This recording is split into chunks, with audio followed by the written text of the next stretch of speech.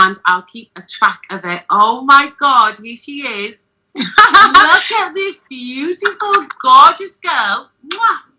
Hi, guys.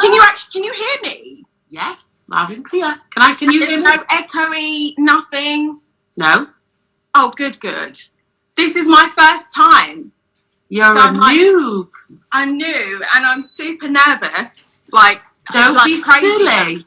I am. I'm like, so nervous. Have I popped your live cherry?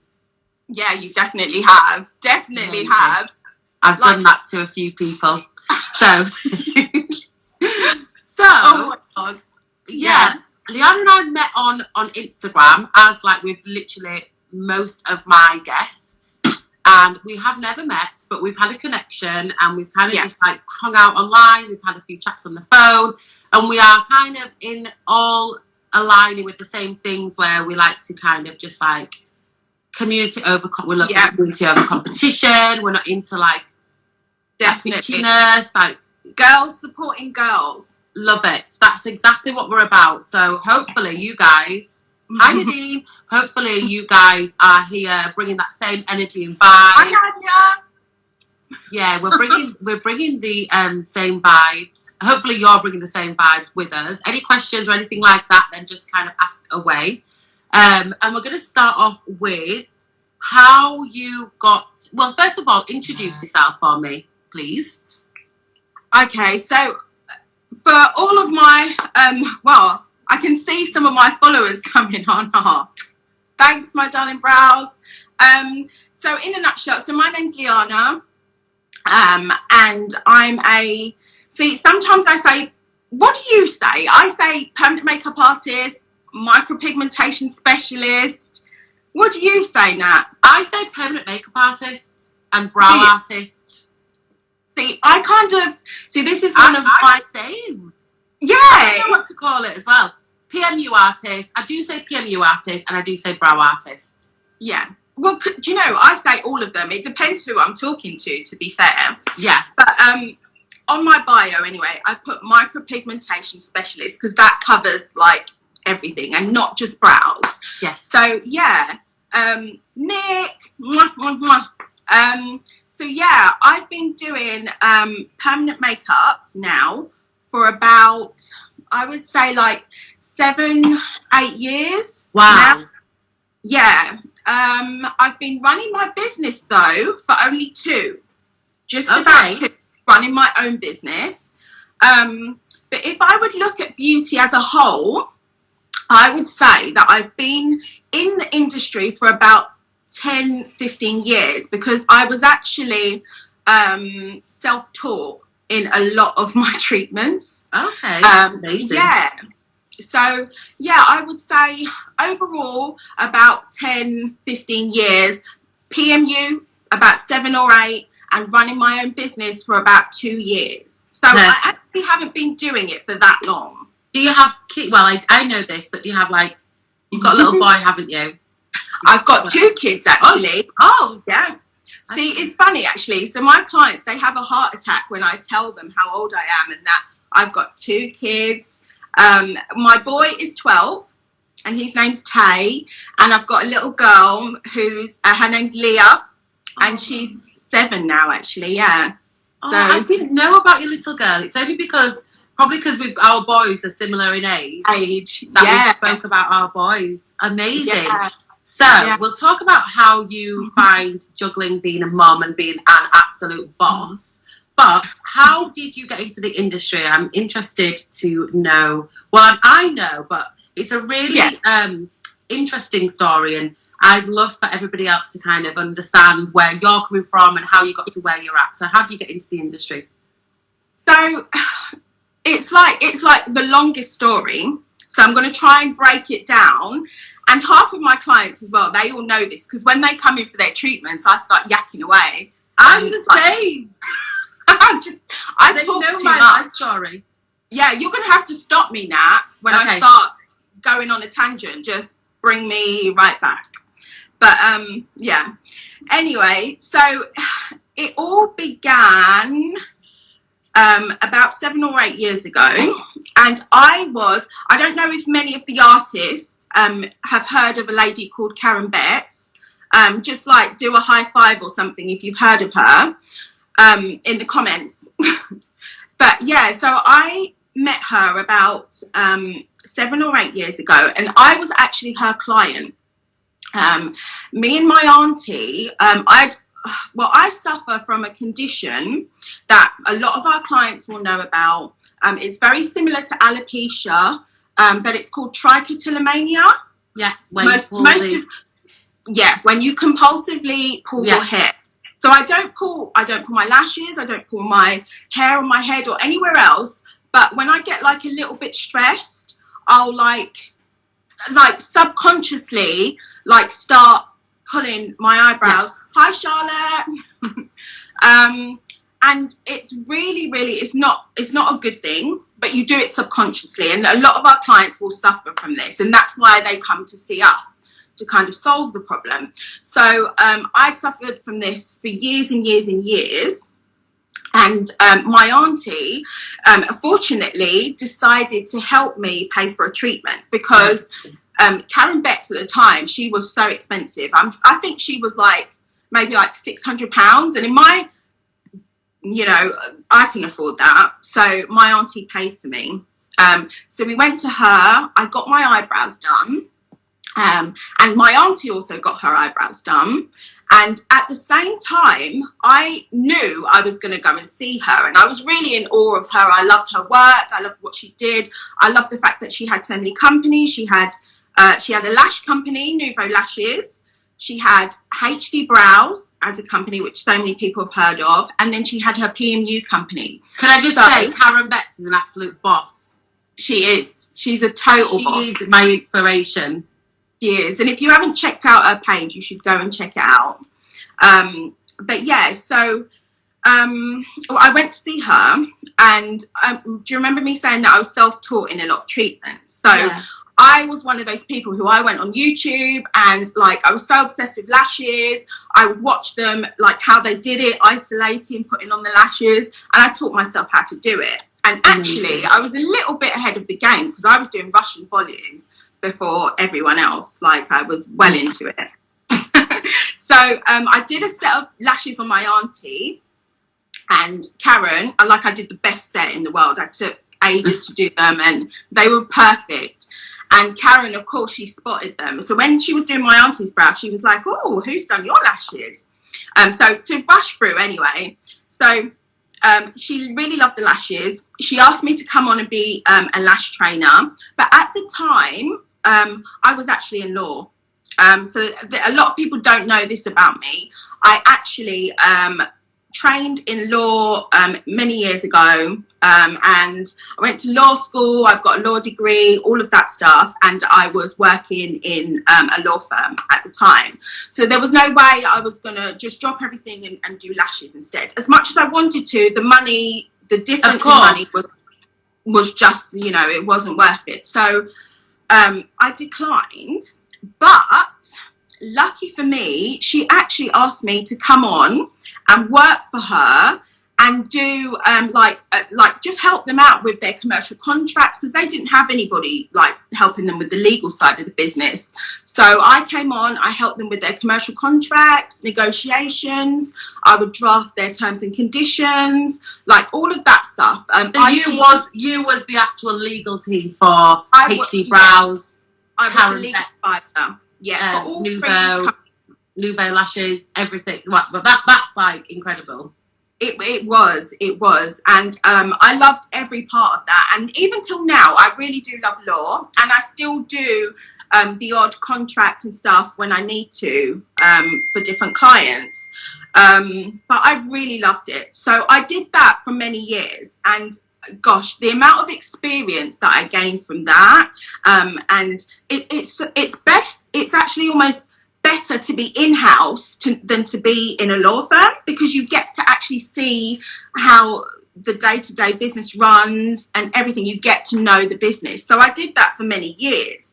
However, there came a point when we couldn't, well, the companies, they all had a restructure. They were working as like joint companies, and they had to all restructure and separate. And I was like a shared member of staff, so I would have been made redundant at that point, because no one company would have been able to afford my salary on its own. So the lovely Karen, she actually gave me the choice to either be made redundant, or I could stay on, retrain in permanent makeup. She would train me, because, you know, she has this incredible training school, and also manage her Harley Street clinic, because I was based in London and she was based in Yorkshire, in South Elmsall, like near Doncaster, not too far from you, Nat. Yeah, I mean, Leeds. Yeah. Up in Leeds. Yeah, that's an incredible opportunity to be given the opportunity by one of the industry's first kind of well-known, massive kind of like one of the biggest women in the industry. She was Brows is one of the biggest. Well, it is the biggest brow business in the UK. 1 million. Yeah. She's incredible. So let's get through this story. So I told you it was a hard one. I know. So Karen trained you in permanent makeup, and you run the Harley Street clinic. I did, yeah. And how long did you work for Karen for, running the Harley Street clinic? I think it's about 3 or 4 years, I think. And then it came to a point where it was kind of like I just needed that something extra. Yes. And that's when I branched off on my own. So that was literally 2 years ago. Amazing. Yeah. So I've not been doing it on my own for that long. So yeah. Incredible. So you set up on your own. And you've got 3 locations. How did you manage to have 3 locations in the most exclusive parts of London and celebrity clients? Wow, it's incredible. Well, thank you first and foremost. But the main thing was because obviously I have that legal background. I have an A-level in business and economics. So the key thing when I actually set up my business was that I wanted to know what type of client I wanted to target, and where am I going to find these clients, right? And I'm from London as well, so I know the area very well. So my key thing was to pick locations where I knew I could get the clientele that I wanted to get, and also achieve the price and goals that I wanted to set for myself. And what the thing was, because I came from a legal background, when I left, everyone's like, oh my God, Liarna, why is she leaving such a good job to go into PMU? And people kind of thought of it like, oh, you know, it's a silly little brow business, or you're going to be a silly little beautician or whatever. That's what they thought of it, I think. Yeah, I think beauty definitely has all these not so much now, it's changing, the paradigm is changing, but it definitely has these negative connotations attached to it, anyone who's in beauty is an airhead, people that do brows don't have a brain, or it's just an easy option. You don't really need any skills. That is bullshit, by the way. Exactly. And it was really annoying, actually, in the beginning, because I actually fell out with a lot of, the family members and stuff over it. It was a big deal for me to move into this. And even I started to question myself, actually. I was like, oh, my goodness. because I didn't have any clients. I didn't have, my own client base, nothing. So I was literally going to jump into this. And I was like, oh, my gosh. Yeah, go on now. No, can I ask you, how much do you charge for brows? For my brows, I charge $795, and my girls charge a bit less. Yeah. That's 2 treatments. 2 treatments. No, I know, but I charge 3, 4. Are you on about for ombre brows, combination brows? Yeah. So everything, you can get everything at that 795. Wow. I was going to say I was going to book in with you, but I've changed my mind now. I'll let the celebrities go for that one. But yeah, no, and but with that being said, I'm joking. You pay what is it? You pay premium for the locations. Okay. Yeah. So, you know, I kind of like, because I chose those locations come at a price. Okay. And the reason why I chose those locations, by the way, if I backtrack a little bit, hi Hayley, hi Roshi. In a nutshell, because I knew that I wanted to come across professional. I didn't want people to think, okay, she's just a beautician, or she's just, I wanted people to know that I was going to bring a service that was a little bit different. It was a professional service, and I wanted to be based in clinics. What locations? So one of my locations is Chelsea, right next to Sloane Square. The other one's Chelsea Bridge on the Battersea side, literally near the bridge on the river. And the other one is Harley Street. That's amazing. So, yeah, and they come with a price, you know. Then they're not cheap. But I knew that I wanted to target a certain clientele. I wanted to offer a higher service, you know, where the client would get that excellent customer service from start to finish almost. Yeah. So that's why I chose those locations. In terms of like choosing an ideal client, so this is like what you do in business. So did you kind of like write this down? Because I know when I opened my place, I was like, right, I want to target a specific type of client, and in fact I'm going to give my client a name. So like my client's name is Jane. My client, I know my client base. Jane has kids. She's got a nice disposable income. You know, she wants time for herself in the morning. She doesn't really wear that much makeup, but she wants to be able to look nice. So that's a really good way of kind of like trying to target a specific client base for yourself and then market to that client base. So that's exactly what you've done. Exactly. But you know what? It's not just what I've done. As you've said, Nat, you've done it for your clients. Everyone in this group needs to do the same. Like you must, and actually in any business, like you cannot start a business and not know who your client is, what you need to know about them, what do they like, how much do they spend, where do they like to go, you know, because my clients, they like that luxury, they like to come to the clinic, they want to know that I'm regulated or in a regulated environment and that I'm going to be safe, you know, because that's what they're paying for. So I would advise anybody to know your clients. So if you're wherever you are, target your client, you know, make a little plan, write down, you know, make a list. Who is my client? How old are they?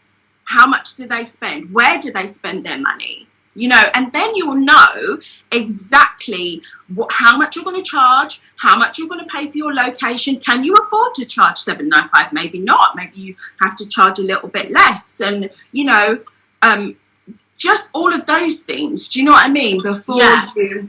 Literally as well. Like I even wrote down silly little things like if my client goes to the hairdressers, how often they go to the hairdressers, if they spend money on makeup and beauty, how much do they spend? Do they eat out? What do they spend when they eat out? Like, so you can really build a picture of this client in so much so that you literally can like visualize that client. And whenever you're doing your marketing, whether it be your website, whether it be your Instagram, everything you do, have that client in mind. Exactly. Okay? And that's an amazing way to get clients, I would say. And obviously you're doing the same as well.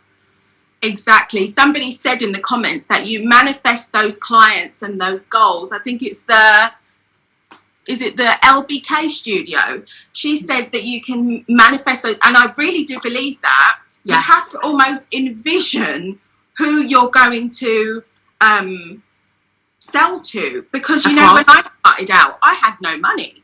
I think I had like £1,000 in cash and then credit cards, and it was like I had this crazy rent, like literally crazy, like more than a mortgage, and I was like, I'm gonna do this, and I managed to cover the rent. I had no clients. Like it was crazy, and it was so stressful. When I say, oh my God, don't run a business, it'll be the death of you almost. Like that's how I feel. Like, but look at the rewards. So this is the thing. I feel like being in the industry, you have to understand that it's not just like, you know, like maybe if you're doing, how many brows can you do in one day? In one day, so I used to do 6, but I'm not at the moment. I'm doing, I used to. Excuse me. I know, it's crazy. I was just used to working like that from when I worked for Karen. I didn't realise that most people don't work like that. Excuse me. I'm still in shock. Can anybody else tell me if they've ever done 6 brows in one day? Because I literally have never heard anybody say they can do 6. The most I've ever done, is 2. The most I've ever done is 2 brows a day. And then I get home and I'm like, poor me, just had done 2 brows today. Run me a bath. Like, I am overworked. Like, literally. No, I do feel the same. Allure Brows, Daisy said full sets. No, not all full sets, because a full set will take me about 2 hours. Okay. So maximum full sets 3. But then I will add the top-ups in between. Wow. Emma's putting, yes, she's done 6. Oh my God, people are bigging you up, saying you're the best. I have got top-ups included. Okay, so the most... Emma said yes. Yeah, Emma can. I've only ever done 3. Susan said she's only ever done 3. 4 max. That's Vicky Clark. It kills me. I tried to keep to 3 max. Agreed. Okay, let me tell you now, I've only ever done 2. I've done 2 and 2 top-ups. That's the maximum I can do. Yeah. So seeing the 4 clients. But no, listen, just but my top-ups don't really take long. My top-ups usually take 10 minutes. I'll do a wax and that's my top-up. Yeah, but I think it's not worth it, right? To do, I don't do 6 anymore. I'm like dying, and I only did 6 because I was used to working like that at Karen. Yeah. Guess how much she used to do? Like 15 in a day. 15 clients in a day. And that is how she's a boss. And I'm going to start doing that is how she's a boss. In a day. You watch. That is so true. Now I've cut down maybe 4, and then Nick, before Christmas, Nicole, she's in the group somewhere. She's my clinic manager. She was like, I said to her, Nick, only book maximum 3. Then come Christmas, it was crazy. The diary just went mad. Even Nick was like, oh my God, Liarna, what are you doing to your diary? But I was finishing at like 10 o'clock. Yeah. 10, 11 o'clock, madness. But I was doing that, to be fair. I was finishing like 10, 11. Like one time I got home at midnight. But me too. Yeah. I was dying. And you're just like a zombie, aren't you? Just like walking. Oh God. Yeah. I was a zombie. But the money is absolutely fantastic. I mean, I know you have all the overheads in London. Obviously, with the 3 locations, it's crazy. The rent in London is absolutely ridiculous. In Leeds, it's not so bad. So the money that you can make in permanent makeup in brows alone, brows alone, phenomenal. It's beyond your wildest dreams, and the job satisfaction you get is amazing, because you get to chat, hang out like we're doing now. But that's with, you know, on that note, Nat, I'm kind of the same, because in law, it's kind of, you have to be quite corporate, and you can't really, you have to be that sort of, you know, that professional all the time. But when I came into this industry, it was like, you could chat about anything, you know. But I mean, I was still professional, don't get me wrong, like always professional, but more relaxed. And it was almost like this was me. And I feel like, realistically, if you're going to be in this industry, you need to put the money to one side and actually say, is this your passion? Yes. Like, because if you don't ask yourself that, and say, you know, am I going to be able to push this in the times when there's no clients? Or am I going to be able to keep going when I'm knackered from doing this and my back's starting to hurt a bit or whatever? Do you know what I mean? Yeah. Those are the times. Do you know how many times I've said, I'm not doing this anymore? Giselle's laughing her head off. She's laughing because everything you're saying, I resonate with. Somebody's saying here, it's mad with lockdown, nothing but to full pelt. It's so true. I hate saying no, especially after lockdown. Yeah. So with me, I do the BadGal definition brows and the BadGal henna brows as well. And I also do lash lifts and brow lamination. Yeah. So I will do 2 permanent makeups. That will take me like 7 hours. But then on top of that, I would do, say, the mini treatments. I would maybe do like 5 or 6 of those as well. So I can sometimes be at work for 12-hour days. And that can be a normal day for me. And I love those treatments because I love doing them. You get to see the clients, you get to have fun with them, you get to kind of catch up with them. Liarna, is it just me that makes friends with them? Do you make friends with your clients? Oh no, we totally. Do you know, that's another thing that I was gonna mention that you need to be like, you need to be personable. You need to build that rapport with your clients, because it's just like, it's crazy. You really need to build that rapport with your clients. Otherwise, how are you going to connect with them? How are they going to want to come back and see you? And you have these conversations where, you know, they get quite personal, right? It's an intimate service. It really is. I know people might, you're just doing your brows, but listen, we are counsellors, we're therapists, we're relationship counsellors. Like, we give advice. Like, we're we're the Samaritans. Like, we literally do it all, like, but we're having fun at the same time. And if any of my clients are watching now, I offload. Not fully, like, oh my god, you're coming, here you are, I'm going to offload. But you start opening up. You know, I've been there. You do. You really, really do. You really do. And people are saying in the comments as well, Roxy, she said best part of the job, and it's that's so true. Emma as well. And you know, when I was grieving, my sister passed away, right? I can only speak about it now, but honestly, my clients got me through it.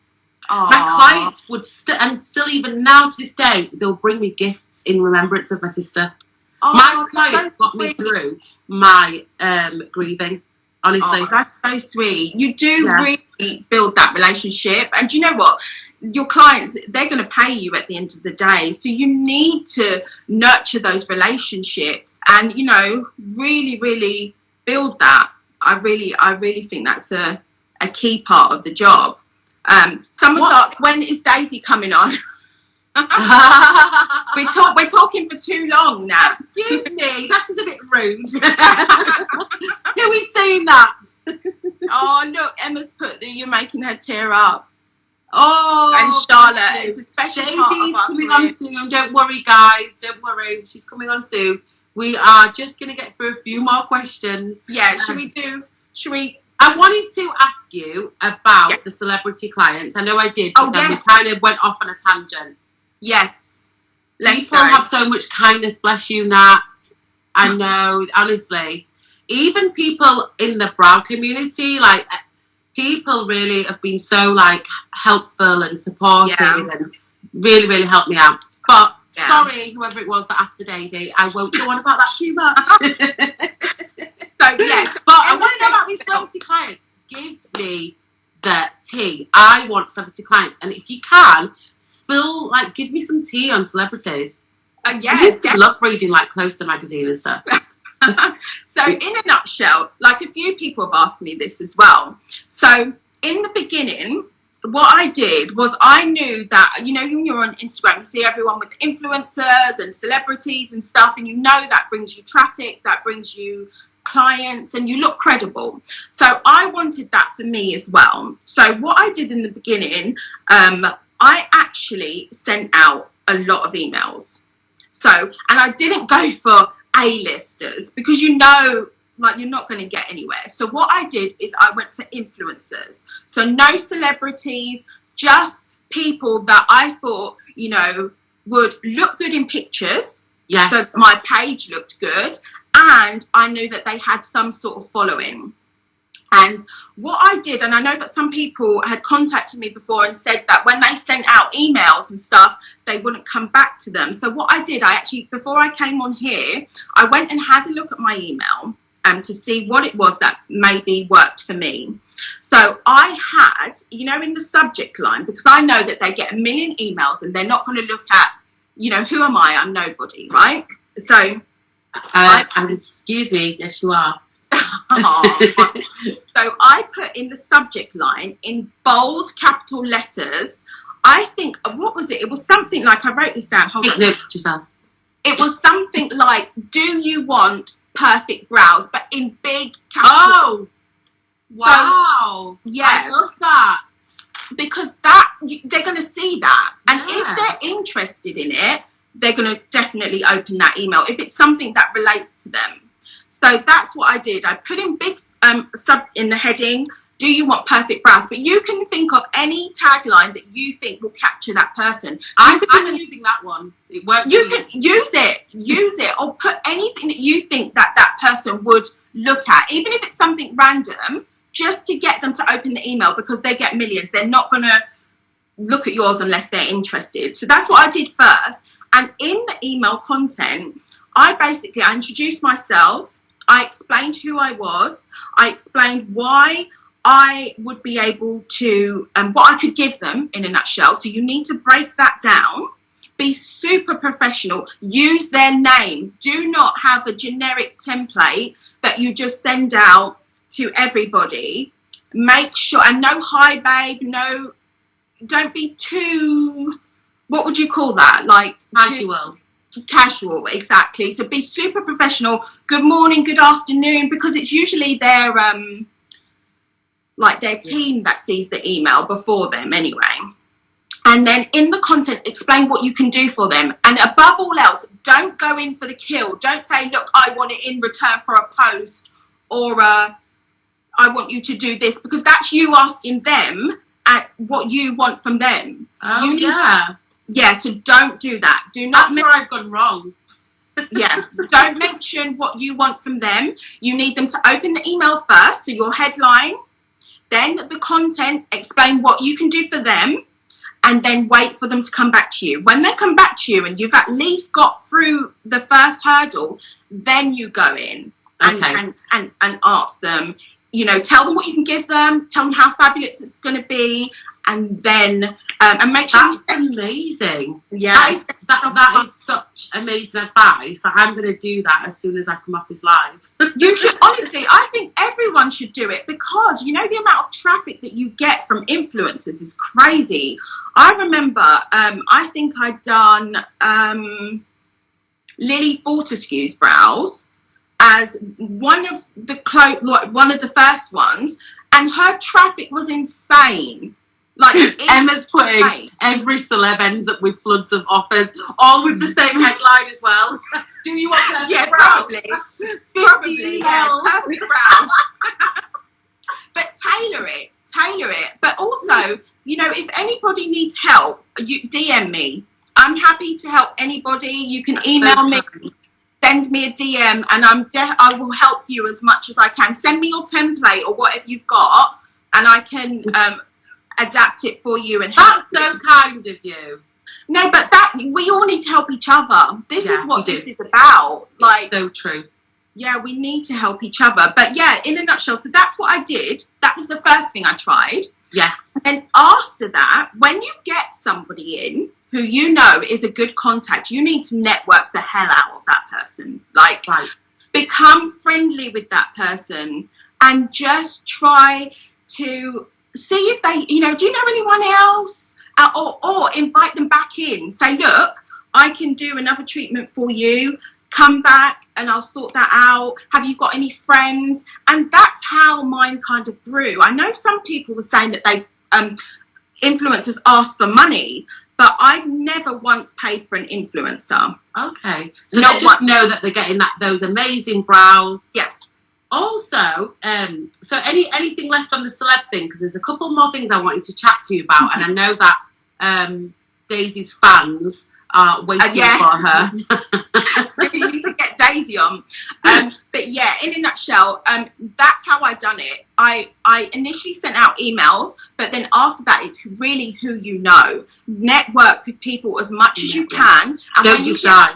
Don't be shy. And when you get one person in who knows somebody, get them to bring in a few others. And don't be afraid to do that free treatment, or don't be afraid to offer them something in return, because you have to do that in the beginning. Yeah, I think a lot of things, and I always say this, and I got this top tip from Brow Daddy, and he's like, you know, do your diamond clients. Get somebody who's really beautiful, do them for free. Yes. Get amazing pictures. Yes. And literally from that one diamond client, he calls them, you will get, you know, you'll get like 10 of the clients, and it's so true. So I wanted to just ask you just like a couple more questions. So what advice would you give to somebody that is already in the industry? Yeah. You've already said get some celebrity clients. We've said to get, you know, try to find out your ideal client, and you know, really write down who they are, what they do, what they eat, what they listen to, you know, what they spend their money on. And then what else would you say to somebody in the industry that really is struggling to get clients? What advice would you give them? I wrote down some points. So top 3 advice for people already in the industry: network. I put that as number 1. It's so important. When you know somebody, you need to really, who else do they know? How can they help you? Network, be nice, be friendly, build that rapport. Don't turn your nose up at opportunities. You know, sometimes you're like, oh, do you know what? I don't want to do that for 30 quid, or I don't want to go all the way to Nottingham, or I don't know, wherever. Don't turn your nose up. When an opportunity comes, assess whether or not it'll be viable, but try not to turn your nose up at it. There's so many things I've done for free. I traveled, like, do it, because that will bring you, it'll pay dividends. And then make it your passion. If it's not your passion, you're going to struggle. The business is too hard. If you want to get to that higher level, you need to put in the work. It will not come for free. So you need to really graft. You need to do that marketing. Engage with people on social media. Go in, answer your messages, interact with other accounts. You need to do that. If you don't, then just forget it. You're never going to be where you want to be. And also, don't look at anybody else. In a kind of envious way, because everyone will always be doing their own little things. Just do you, and yeah, that's for in the industry. Okay, also, perfect. For people coming in, like you've not in yet, get the best training. Do a brow course, a bit like the course that you've got, Nat, that you offer. Do something like that, and then know your market. Amazing. And that's it. Yeah. Amazing. Thank you so much. Thank you, really everyone. enjoyed speaking to you. I know lots of people. It's just anybody. I know, like, we'll just like skim through quickly. Did anybody have any questions that we didn't answer, or anything like that, or anybody have a question? Let's save it, Nat, because it's 9:15 and Daisy hasn't been on. So let's save it. I can ask it after. Okay. Anyone have any questions? Then you can just say, "I'll save this," and then you can put it in the comments. Oh, I so need to do the brow course with Nat. Yes, amazing definitely. tips. Okay, thank you so much. Bye. Bye, Liarna. You've been incredible. Hopefully we'll do another live soon. Do I just press the X? I'm gonna you can press it and then stay on for Daisy as well. All and right, guys, don't just lock off. Stay on for Daisy. No, I'll be there. Some amazing advice and inspiring information for us. Thanks, hon. How amazing was that? Absolutely amazing. So, what I'm going to do now is I'm just going to try and find Daisy. So Daisy, if you just wave, that was invaluable. I love the tips about the celebrities, because I've struggled myself trying to get influencers. I've messaged influencers. Number one, I DM'd them. So I'm going to try the emailing tactic.